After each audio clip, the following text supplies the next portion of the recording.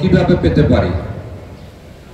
এটা আসলে একক কোনো কাজ নয়, এই কাজটা আমাদের সবার। এখানে আমার ভাই বলে গেছেন যে এখানে মূল দায়িত্বটা আমাদের মা বোনদের। ব্যাপারটা আসলে আমি ওরকম মনে করি না, এটা বাবাদেরও, এটা ভাইদেরও, এটা ছেলেদেরও। সবাই মিলে আসলে পরিচ্ছন্ন নগর বলতে কি বোঝায়? বাসাবাড়ি পরিষ্কার করে দিলেন, আশেপাশের নোংরা পরিষ্কার করে দিলেন, বিষয়টা তো এরকম না। অন্তরও পরিষ্কার থাকতে হবে।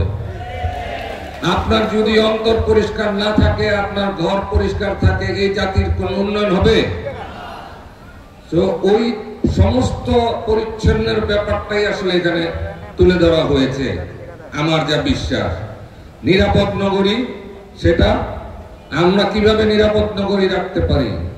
মহল্লায় মহল্লায় ছেলেপিলেদেরকে বুঝতে হবে, কিশোরদেরকে বুঝতে হবে যে ময়মুরব্বীদের শ্রদ্ধার উপরে একটা জায়গায় আসতে হবে। সেই জায়গাটা হবে একটা পঞ্চায়েত কেন্দ্রিক।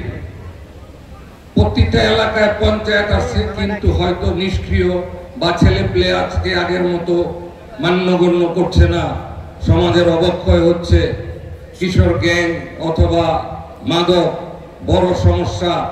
মান সম্মানের কারণে দিনে দিনে মুরব্বীগুলি, বড় ভাইগুলি দিনে দিনে পিছনে চলে গেছেন। আমি বলতে চাই, আর সময় নাই, আপনারা বসে থাকেন না, আপনারা এগিয়ে আসেন। আমরা সবাই মিলে নিরাপদ নগরী তৈরি করবো ইনশাআল্লাহ।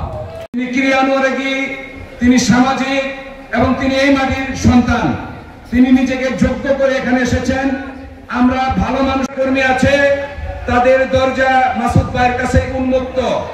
যারা শহীদ সেই দেশনেত্রী বেগম খালেদা জিয়া জিন্দাবাদ, এবং যিনি অংশীদারির ভিত্তিতে সম অধিকার, যুবকদের কোনো বেকারত্ব থাকার কোনো প্রশ্ন এখানে। আমাদের মাসুদ ভাই ইতিমধ্যে একটি সিদ্ধান্ত নিয়েছেন, সেটা হচ্ছে সেলফ ম্যানেজমেন্ট। সামাজিক ধারার যে রাজনীতি, গ্রুপিং, আধিপত্য, দুর্বৃত্তায়ন, আমি তাকে বিএনপিতে সাদরে গ্রহণ করানো হয়েছে। উদ্দেশ্য 31 দফা। আমরা কি, কেন